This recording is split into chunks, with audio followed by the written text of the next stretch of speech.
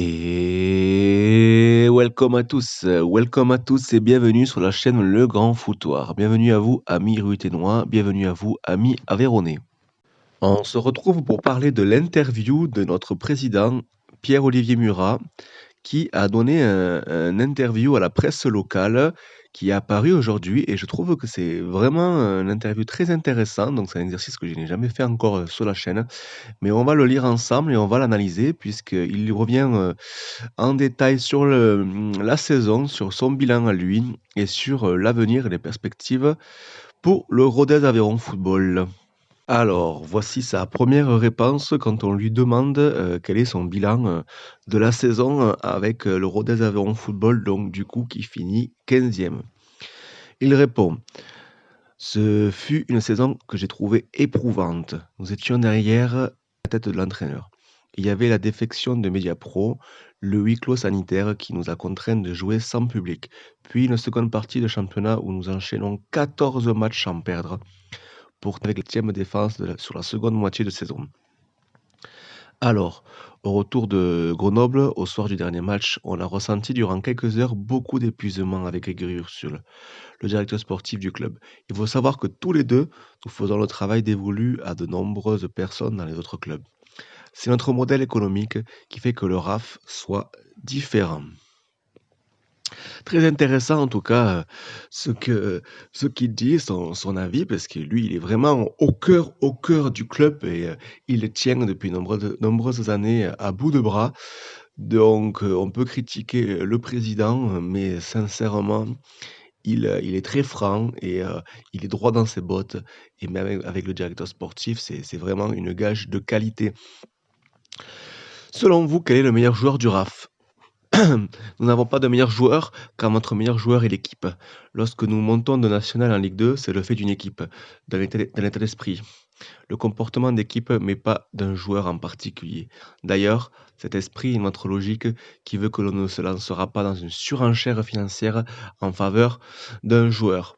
Par contre, nous tenons particulièrement à l'état d'esprit des personnes recrutées. On ne peut pas mettre une mauvaise graine dans notre capital le plus précieux, notre collectif. Il y a des clubs qui se moquent de travailler avec des cons. Nous, ce n'est pas le cas. Le gars qui joue chez nous, il se doit d'être respectueux de tout notre environnement. Et ça, c'est très, très intéressant.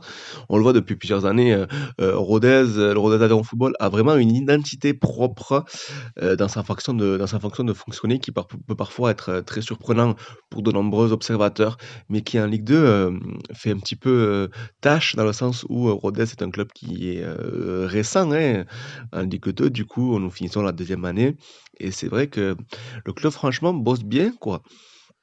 Bosse bien et c'est vrai que ne veut pas jouer le rôle de qu'il n'est pas, ne pas jouer un jeu quoi. Voilà, le club se construit, se structure avec de belles valeurs et ça c'est très appréciable. Ensuite donc, on sait que vous recrutez beaucoup sur la base de données informatiques accumulées sur les joueurs. Oui, il s'agit de données fantastiques pour suivre des joueurs, les connaître sportivement de A à Z.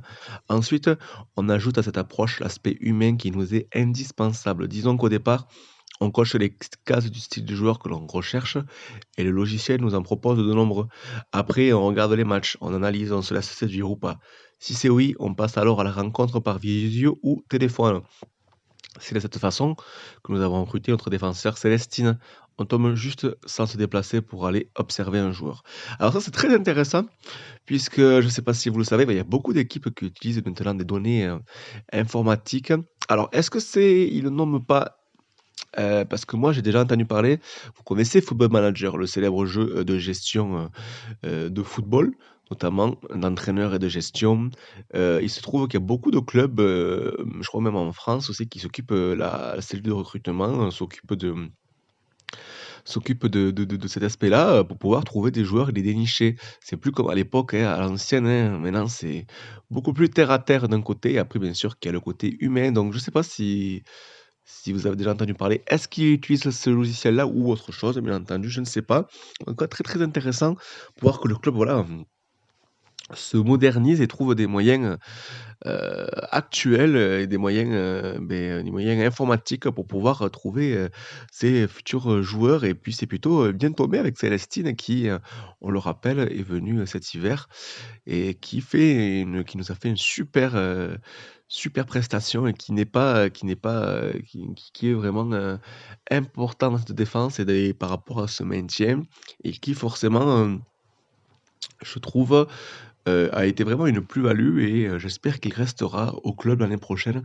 Mais les rumeurs de mercato, arrivent de plus en plus et on verra si on arrive à garder, ce joueur qui a apparemment des touches en Ligue 1.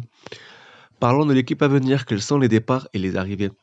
Pour être clair, nous avons décidé de réduire notre effectif par choix sportif et non par obligation financière. On veut augmenter le niveau de valeur de l'équipe. Ainsi nous quittent Wafsa, Roche, Pujol, Ruffo, Peyrelade, Sané, Tarteron, Allégué. D'autres pourront être prêtés s'ils le souhaitent comme Gay ou Coelho. Le gardien de but titulaire sera Impassi. Vont signer de nouveau avec nous Ouamou, Bardis, Sanaya, Chougrani, Cantadouline. Il possède une offre depuis longtemps et nous attendons toujours sa réponse. Par expérience, un joueur qui traîne pour signer fera défection. On le sait. On a son remplaçant avec Boissier qui a fait une énorme saison. En ce qui concerne le recrutement, il sera de 4 joueurs Ligue 2, de niveau Ligue 2, avec notamment un attaquant finisseur à grand gabarit, car il faut de la taille pour fixer les défenses. Le recrutement sera terminé à la date du 15 juin, jour de reprise de l'entraînement. Nous aurons donc 2 stages d'avant-saison, l'un à Mende, l'autre à Moissac. Alors très intéressant pour les amoureux de mercato qui ont envie de savoir que Rodez a recruté tel ou tel joueur. Redescendons sur terre, d'ailleurs il va le dire un peu plus tard dans l'interview. Rodez est un club modeste, même je dirais même modeste, voilà, un petit club qui gère bien son budget depuis de nombreuses années. Rappelez-vous, à l'époque, rappelez-vous, Rodez avait eu des problèmes avec la DNCG quand à l'époque, moi j'y étais déjà, rappelez-vous, je sais pas si vous y étiez, quand on ne monte pas avec des magouilles avec Iser à l'époque de CFA national, rappelez-vous, on a encore derrière la gorge, à travers la gorge. Enfin bref, même le club avait failli être rétrogradé en CFA2 à l'époque à cause du niveau financier notamment aussi. Donc du coup, voilà, le club travaille bien financièrement, donc ne fait pas n'importe quoi. Donc, d'ailleurs, il y avait une super interview aussi je vous invite à l'entendre, de notre coach Laurent Peyrelade sur Totem, au club Sang et Or le lundi. C'était tous les lundis d'habitude en temps normal.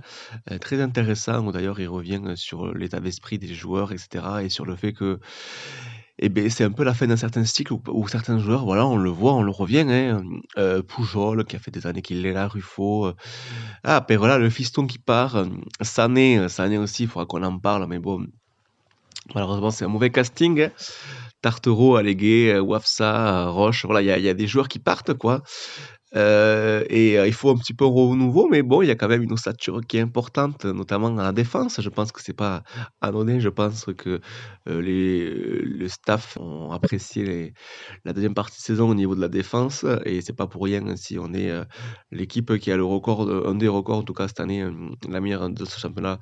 Je crois d'ailleurs, il va en reparler, une équipe qui est très fort défensivement et qui est difficile à battre.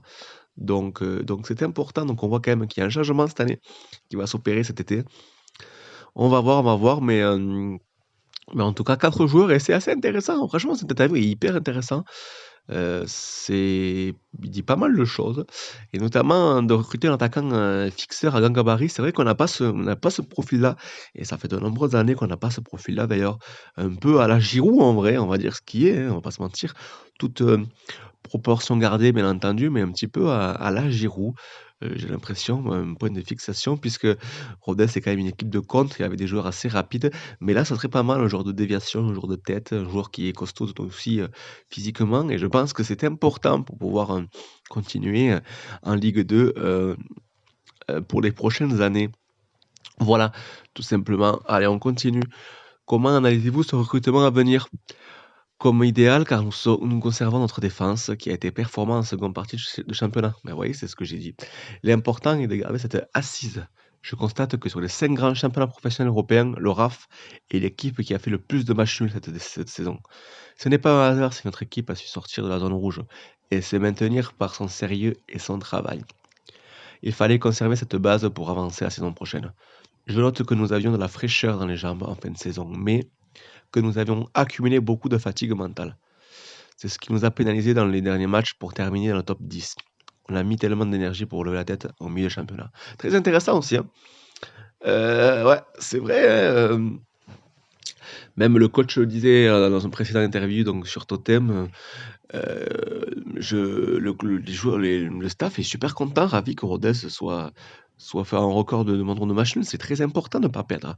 Alors c'est sûr que c'est pas le jeu flamboyant, c'est pas le Barça ou c'est pas voilà, ou même on parle en Ligue 2 des équipes comme voilà, 3 qui jouent très bien, Clermont-Ferrand, même Toulouse. Mais c'est important de pas perdre. Et puis voilà, faut arrêter de croire que Rodez va gagner 4-0 tous ses matchs. Il faut arrêter de penser ça. Le vrai football, c'est pas FIFA, hein, c'est pas la Play. Pour les détracteurs, c'est pas du tout la Play. Voilà, en tout cas, on continue. Quel sera le budget du club la saison prochaine? Il fallait tenir compte de la variation financière, notamment sur les droits de télévision. Disons qu'en option basse, nous serons à une hauteur de 7,2 millions. Nos partenaires locaux nous suivent et nous allons avoir une profonde rénovation des tribunes de notre stade. Lorsque ces travaux seront achevés, nous pourrons disposer d'un outil à mesure de générer plus de 1 million de recettes sur une année. Il faut gérer un club financièrement en se montrant prudent. On ne peut pas tout baser sur des transferts hypothétiques. Au RAF, on ne rédige rien dans le rubrique montant de transfert dans le dossier remis à la DNCG. Cette dernière s'en est étonnée récemment. J'ai répondu que les transferts étaient un bonus, mais pas un besoin pour que le RAF soit équilibré financièrement. Et ça, c'est très intéressant. Alors déjà, les gars, 7 millions 2, vous savez ce que c'est 7 millions 2? C'est pas grand-chose en Ligue 2, c'est un des plus faibles. Peut-être qu'ils auront un peu plus, parce que là, voilà, c'est la fourchette la plus basse, mais peut-être qu'ils auront un peu plus. Mais vous imaginez quand même? Mais c'est incroyable que Rodez soit en Ligue 2, là. Je sais pas si vous vous rendez compte, mais sincèrement, c'est une anomalie en vrai presque d'avoir fait anomalie, je m'entends. Bien sûr que c'est un super travail qui a été fait depuis de nombreuses années. C'est une suite logique des choses, mais anomalie dans le sens comparé à d'autres clubs, Rodez c'est une anomalie. Donc le club travaille bien, se structure bien, bosse dans la sérénité. Du coup, ce nouveau stade, tout le monde l'entend et ça va. 1 million de recettes, c'est énorme pour un club de notre envergure. Il nous tarde, j'espère que d'ailleurs qu'on sera encore en Ligue 2 pour pouvoir le voir. Mais ouais, pendant les travaux, ça va être aussi un sacré bordel. Mais bon, notamment d'ailleurs, vous avez vu passer sûrement peut-être que la pelouse de Paulignon a été en train d'être enlevée pour être enfin prête pour le retour de la Ligue 2 cet été. Donc c'était important. Donc le club travaille bien, donc soyez respectueux un petit peu. Et voilà, certains footix, oui, je n'ai pas peur de le dire, qui supportent Rodez depuis 1 an, 2 ans, ne comprendront peut-être pas ce que je dis, mais voilà, le club revient de loin et c'est magnifique qu'il soit en Ligue 2. On peut les critiquer, mais voilà, il faut savoir quand même qu'il y a un travail qui est fait, qui est quand même assez impressionnant. Voilà, donc on continue. La Ligue de football professionnel a émis l'idée de construire sa propre chaîne de télévision. Quel est votre avis sur ce sujet? Il est positif. C'est une excellente idée car cette chaîne permettrait aux clubs professionnels de gérer la couverture des matchs, d'organiser des reportages à l'intérieur des clubs avec plus de facilité car ce serait la Ligue qui en serait le donneur d'ordre. Il faut ajouter que les clubs ont besoin d'une exposition télévisuelle notamment pour mettre en avant leurs sponsors privés. Vous ne vendez pas au même prix un maillot club à un partenaire avec ou sans télévision. Sans couverture télé, ce maillot perd les 2 tiers de sa valeur. Bien sûr que c'est une histoire d'argent, hein. De toute façon, ça a toujours été une histoire d'argent, hein. Mais il y a des grands chamboulements pour la Ligue 1 et la Ligue 2. Vous savez d'ailleurs que donc il y a des rumeurs comme quoi la Ligue 1 pourrait passer à 18 clubs, la Ligue 2 à 18 clubs et le national se transformer à une ligue professionnelle. La troisième ligue serait la Ligue 3.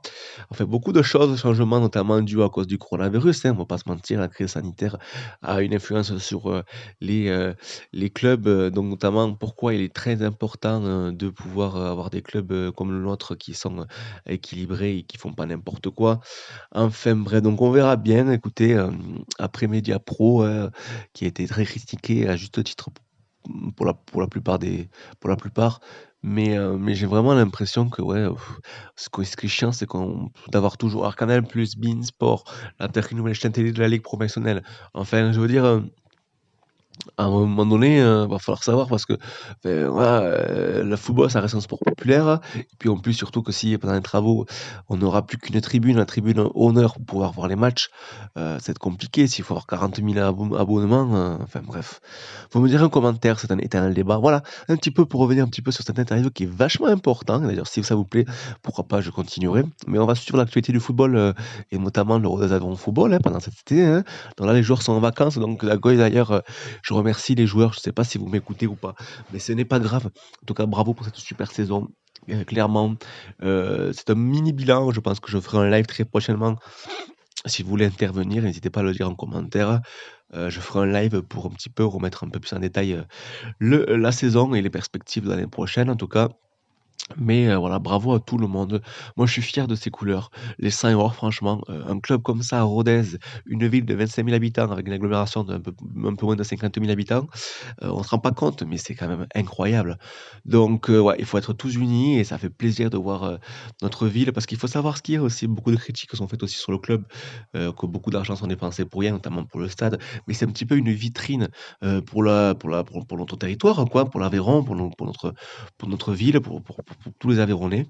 Donc c'est important et le football fait partie de ça, est un vecteur et peut faire une promotion, même au niveau touristique, quoi. Enfin bref, c'est une image et sincèrement, moi je suis fier de ce club qui est en train de devenir et franchement, pourquoi pas un jour bon, il y a des gens qui croient pas un jour la Ligue 1, on n'est pas là encore.